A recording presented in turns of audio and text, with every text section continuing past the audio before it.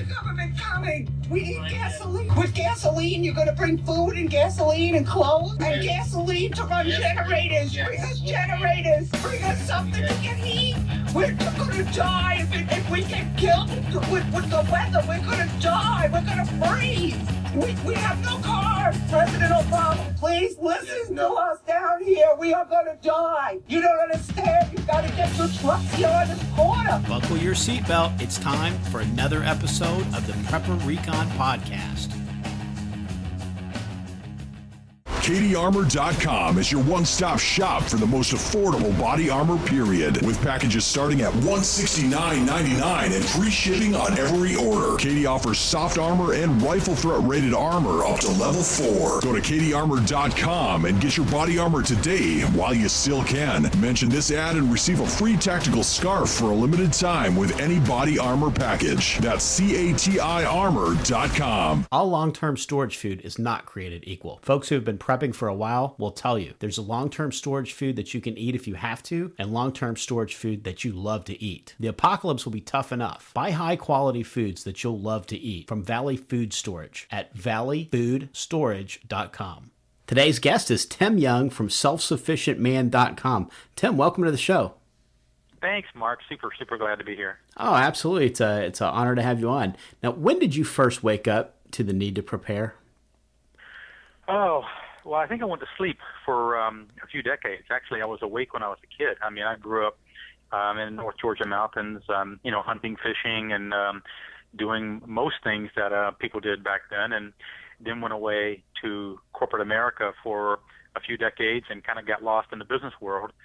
I think I woke up, I'd say around 2005, 2006, when I was living north of Atlanta. We were just, living in a typical suburban community, living on a golf course, and I had a corporate background. My wife was a teacher by background. And, we started reading some of the books that were popular about 10 years ago from, Michael Pollan, think like The Omnivore's Dilemma, or some books by Barbara Kingsolver. And we just became aware slowly of how unaware we were of where our food came from. And started looking around and saying, well, we go out for everything. And as that realization hit us, rather than doing something, irrational, like going to a farmer's market, we did something irrational and bought 126 acres of farmland and just up and moved out to the country for the first time, to become farmers. And, we just jumped headfirst into trying, to develop a sustainable farming operation, and started producing grass-fed beef and pasture-raised pork and chicken, and selling them directly to customers in the Atlanta market, and did that for a number of years and really enjoyed it, but ultimately wanted to really be homesteaders at heart and self-sufficient more than to be farmers for a large market, if you know what I mean. So we went down the path and ultimately became cheesemakers, making raw milk cheese, and that kind of brings us to where we are today. We're living out there off the land, very self-sufficient, taking care of ourselves, but have also found ways to earn an income, while doing it. Wow! So you just jumped right into it, and you just you didn't wade in through the shallow end. You just walked over the deep end and said, I don't know if it's cold or hot. I'm just jumping in.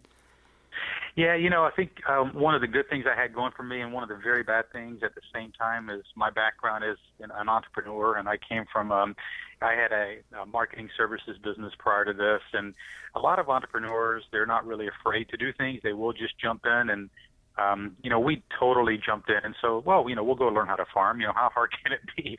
And the truth is, farming is hard work, and it's all the things that you hear about it. But at the same time, it's pretty basic, fundamental things that we as humankind have known how to do for a long time. And for some reason, we've become kind of afraid as people that we can't do these things. We can't plant seeds, we can't raise livestock or butcher animals, or make our own soaps or bacon or whatever it may be. So we had the courage to dive in, and we figured out a lot of things, and we were fortunate that there's a burgeoning market out there. There was then, and there still is today, that is looking to support people who want to farm what I call, sustainably, ethically, humanely. And there's a lot of support out there for that. From our point of view, We wanted to reach that market, but what we really aspired towards was self-reliance. We didn't know the word prepper at the time, to be honest with you, Mark. We just kind of knew that we wanted to be less dependent on the system and be more self-reliant on ourselves. And it's when you just say that you jumped in, it sounds like you just sold the house and bought a farm and it already had chickens and animals and everything on it. But it must be a little bit longer process than that. Can you get a little more in depth into what the process was to move to the rural area and start your homestead? Yeah, absolutely. And it actually wasn't nearly as good as what you said. I retold this entire story in a book called The Accidental Farmers, if anybody ever wants to go out and grab a copy and read that. But we actually bought raw land. It wasn't a farm. It had nothing on it. In fact, it was overgrown pastures. There was a creek that went back to the home site, and there was no way across the creek, so we had to drive our truck down into the creek and figure out our way to get through to the pastures. We had to build a house. We had to put in almost a 4,000-foot driveway. We had to drill wells. Run power lines. The whole deal to set up a place to live on this piece of land. Then we had to fence. I think it was 15,000 feet of fence, that we did to fence in this farm to raise all the animals that we raised. And we, raised them for many years before we ultimately morphed the farm into a raw milk cheese operation. And the reason we did that is, we have a young daughter now, 3 years old.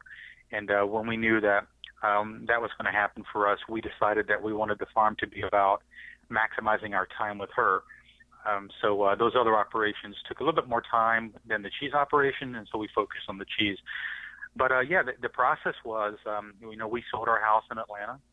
We looked for a piece of land. Our criteria were, mainly to be within 3 hours of Atlanta so we could get back for ball games and concerts and stuff. It was very naive. We thought we'd want to get back to the city for some reason. And, we never, ever, ever go back to the city at this point. It's a ridiculous thought that we'd want to get back there. But when we lived there, we thought that, we're going to miss these things. We're going to miss the convenience and the entertainment and the arts and the culture. We're going to want to come back and see that. And it's just, ridiculous. You don't want to go back and see that once you get out to the land. But that was a criterion, so we found that location, and then we cleared the land, built the house, and got the animals, read a bunch of books by great farmers, like Joel Salatin as an example, and, learned some tricks of the trade and just started farming. That was it. That's fantastic. And now you've written several books, but you've got a new one that just came out. Can you tell us about that one? Yeah, the last book, I wrote two in the last month that came out. Start Prepping is the one that's about preparedness. And, the origin of that book, a number of my books were kind of accidental. I was starting the writing process and said, what do I really want to share with people? And I've read some really great books about preparedness out there. But there's a lot of doom and gloom mindset in the world of prepping. And there's nothing wrong with that. Of course, we all know the phrase doomsday preppers. I kind of refer to us, whatever the opposite of that is. If it's sunshine preppers, that's what we are. And what I mean by that is we don't believe that something is necessarily imminently going to happen tomorrow. I never go to someone and say, look out for the CME or the solar flare or the EMP tomorrow or the super volcano. This is going to happen. You better be ready. Rather, our perspective is more like, look, it's just absolutely prudent to be prepared. It makes no sense to not be prepared. People already do things to prepare and they don't think about it. They carry spare tires in their car. They have life insurance policies. They have savings accounts. They keep a plunger by the toilet. They go to the dentist to, get their teeth checked on. They keep a diaper bag if they go out with a baby. These are all other ways of viewing prepping. And what I wanted to do was write a book that walks people through, ways to prepare that make sense for common sense for people who aren't interested in necessarily putting in a bunker and loading it up with ammo, but rather being prepared for everyday events. And that's what Start Prepping was designed to do. And the first chapter of Start Prepping is called Land of the Free and Home of the Unprepared. Do you think our nation is getting soft? I don't know if the nation, from a military point of view, is the nation getting soft? I meant individually. We don't. A lot of people are they're at the level to where they can barely tie their shoes.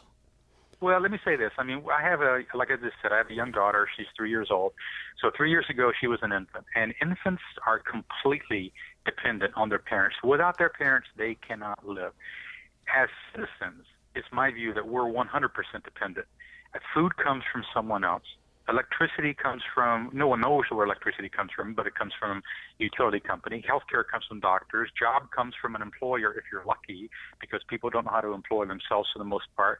We can't build our own houses. We don't mow our own lawns. We don't know how to change the oil in our cars. We certainly can't sew. So we don't know how to do anything. I mean, very few people have gardens. Some people do, but very few do as a percentage. No one saves seeds. No one knows how to build shelters. No one knows how to preserve food, reload ammunition. They can't butcher animals. No one knows how to make their own soaps or medicine. I mean, these are things that I grew up and my grandmother knew how to do all these things, and we did these things.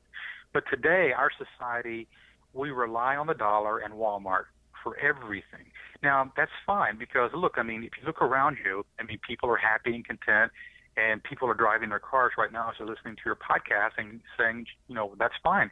It is fine, but it's perilous because you're 100% dependent on the system for everything. If that system, for whatever reason, breaks down, then imagine the number of people, the tens and tens and tens of millions of people who all of a sudden are going to be desperate. They don't have 3 days worth of food. They certainly don't have 3 days worth of water. They have no ability to source water, to purify water. They don't know how to start a fire. They don't know how to clothe themselves. I mean, they can't do any of these kind of things. We as a nation have very short-term memories, you know, so we don't think things really will happen. We're aware because of books that depression happened, but we don't think financial collapse can happen, civil unrest can happen, pandemics can happen, a solar flare. That's something that's like science fiction. These are society-threatening disasters that, you know, history tells us absolutely can happen and will happen, but people don't believe that they will happen to them in their lifetime. So we're obsessed with, you know, the odds. Well, what are the odds that, you know, a Carrington type, you know, CME is going to happen? And it doesn't sound like good, so I'm not going to worry about it. But we don't calculate the risk we're taking with our lives. You know what I mean? When we think about those odds, we don't then finish a sentence. I don't think the odds of a CME are that great, so therefore I'm willing to risk my daughter's life. We don't finish a sentence that way. If we did, we'd say, wait a minute, that's ridiculous. I probably should be more prepared. You know, and the studies that are out there show that we are afraid. Every time there's a natural disaster, there's all these studies that show that people know they should be doing more. We expect more violence as a nation. We expect more civil unrest. But we don't prepare because we live in the moment and we live in make-believe. You know, we live where there's instant everything. We stress out if we can't get a phone signal. We have no patience in front of a microwave. We're obsessed with The Walking Dead, and we're obsessed with any TV show about Alaska, but we never stop and mimic the survival mindset that those shows show you. So, yeah, is our nation soft? I mean, well, you tell me. Yeah, I think so, about like a marshmallow. Now, I don't think we're ready for anything. No. You broke preparedness down into 10 basic steps in start prepping. Can you go through those for us? Yeah, I think you see these kind of things. You know, often you'll hear people, you know, talk about the steps of preparedness, and you always hear people talk about, you know, food, storage, and water and all that. You know, I wanted to think about what I thought the individual steps were and what the prioritization of those steps were. And I actually prioritized food as number 3. And, you know, I said in the book, look, there's a lot of things that come before food. Water was number 1. I mean, in pure survival, you know, air is going to be number 1, but I assume we're going to have air. But what I really talked about in the water chapter was, you know, the steps for being able to source water. You know, can you drink the water from your swimming pool or from your waterbed or from your water heater? And if so, how do you do it? How do you purify water? The second step, which comes before food, is shelter, warmth, and comfort, because if you don't have the ability to be sheltered both from the elements but also from bad guys that are out there, if it's riots or looting or even from animals, then you're not going to make it to the point of food. So a lot of discussion about shelter, warmth, and comfort. And then food, of course, there's 5 different phases of food storage that I talked about and how to do that and what you should do. Specifically, created a 14-day menu, because the whole premise of this book wasn't to get someone prepared for long term, which, by the way, Mark, of course, I agree that people should aspire towards.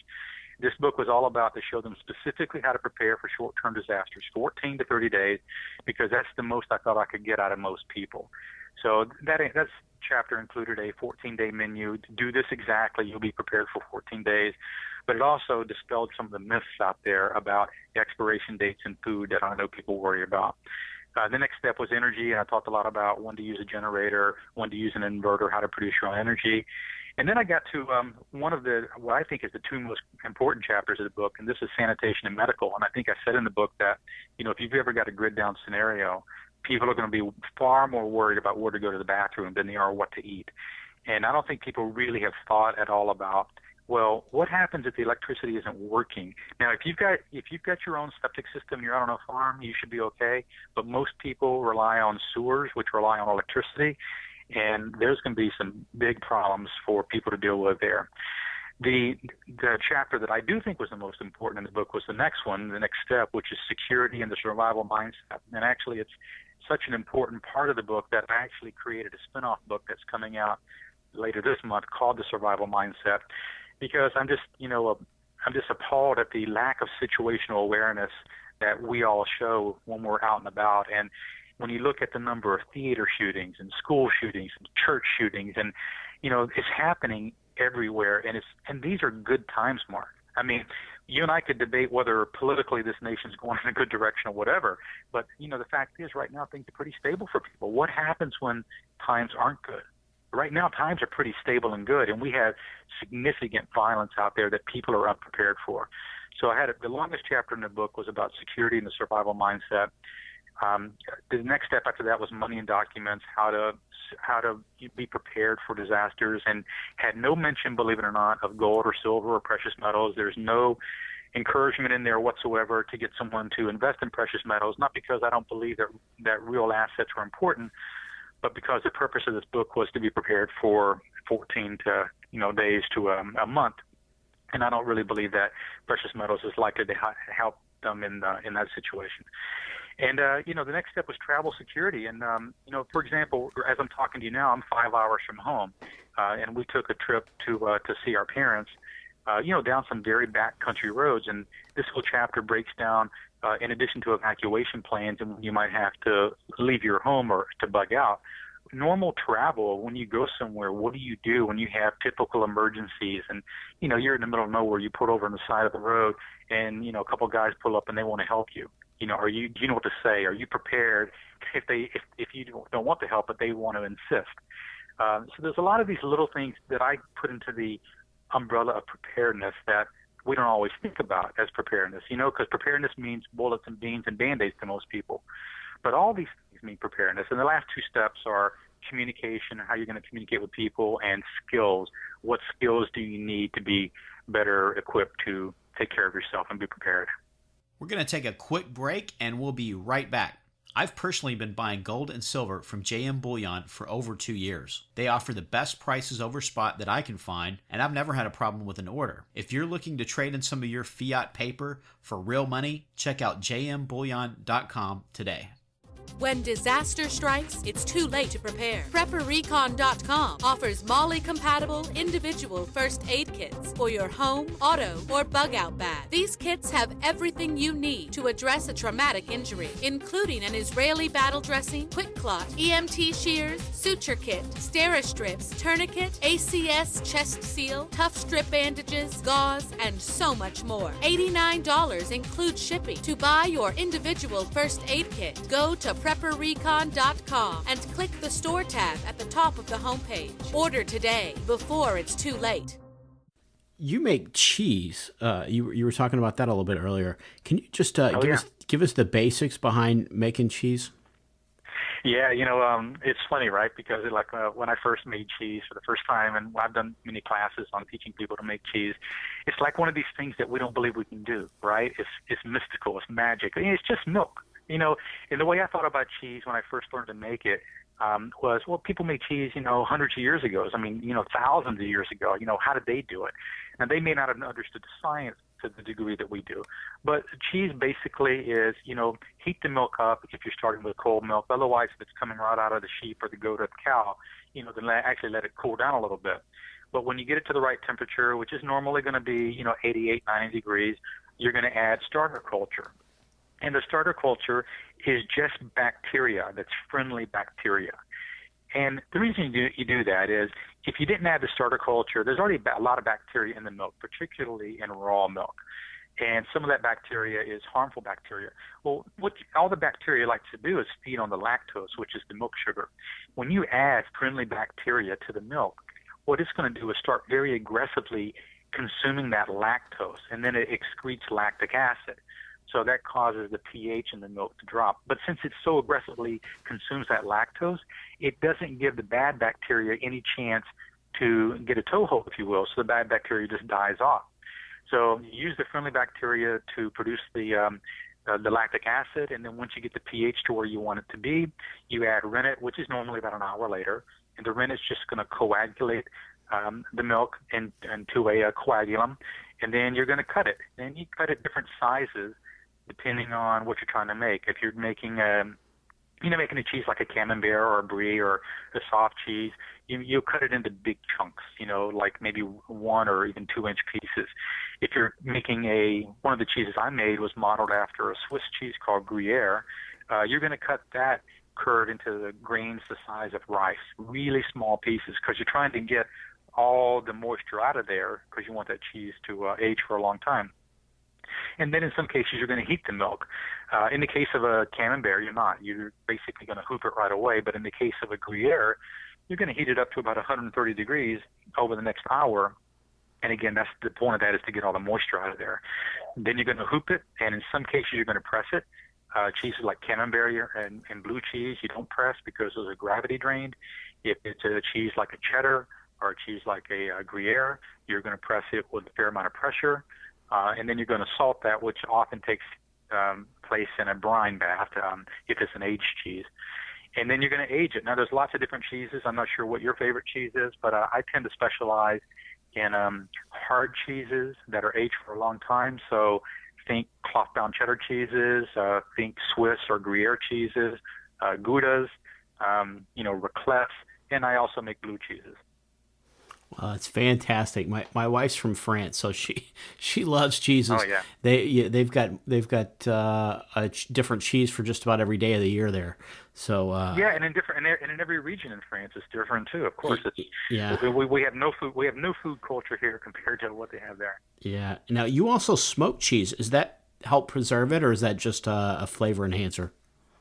No, I mean it doesn't help preserve it because the process of making cheese itself is actually, particularly with an aged cheese, because you're actually controlling the decay of the cheese when you make it the way I just described.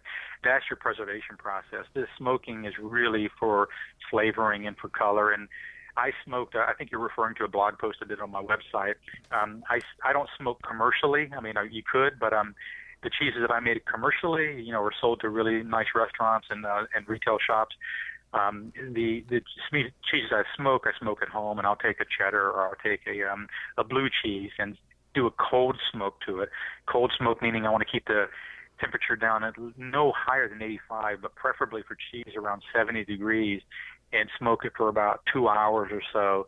And it just gives it just a tremendous flavor. I think pretty much everybody loves smoked cheese. And you wrote a blog post recently about persevering in hard times, particularly about how folks during the Depression got by. Can you give us some pointers from that? Oh, yeah.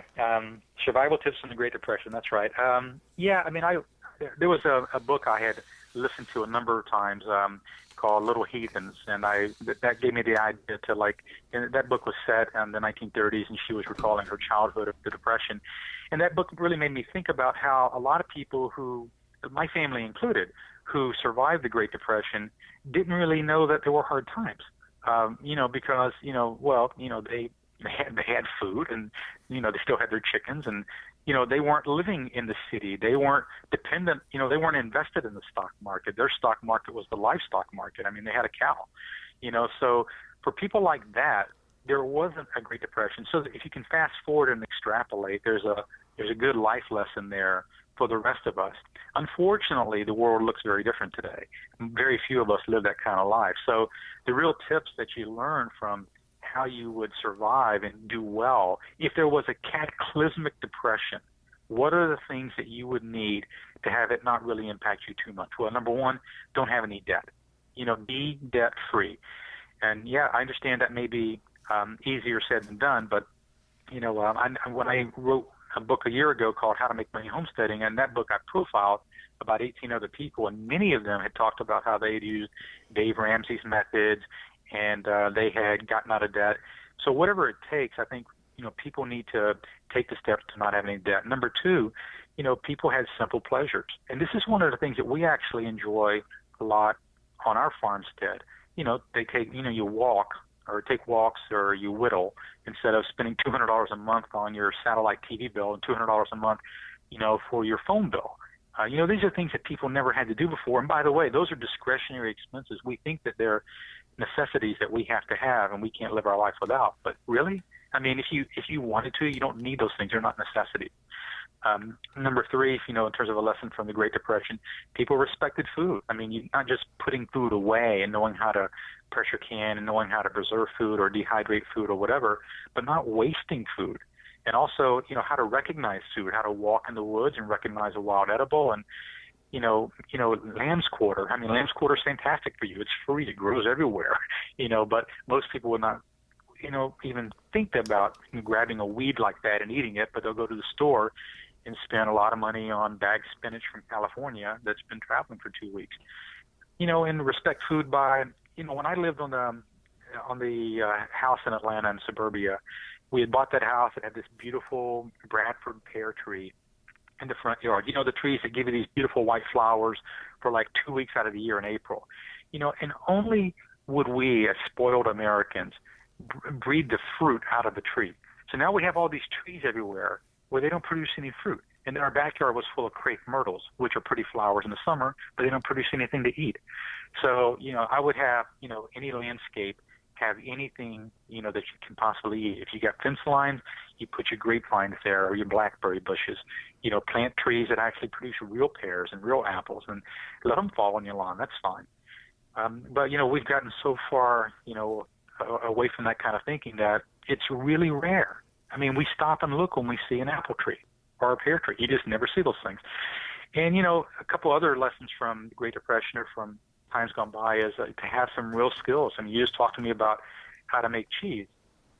That's something that people are like, wow, I really want to do that. But it's a very basic thing to do, as is making soap, as is pressure canning foods, as is how to cure bacon, how to cure meats, how to sharpen blades, how to make repairs, how to build things, how to kill a chicken, how to kill a turkey, how to butcher these animals.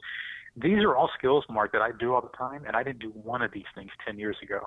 10 years ago, I was doing PowerPoint presentations, and I was sitting in, seat, 10A on an airplane all the time.